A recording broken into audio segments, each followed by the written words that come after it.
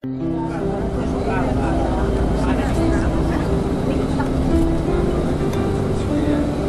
ubicato, ecco, il tempio delle tavole palatine è proprio sulla Ionica, che dista proprio qualche chilometro dall'Arno.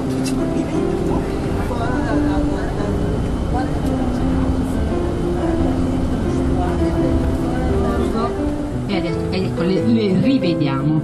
Adesso scendiamo. E prima il museo era proprio ubicato vicino alle tavole palatine, invece ecco negli anni 70 per opera di Dino Ademestiano poi l'hanno trasferito al borgo.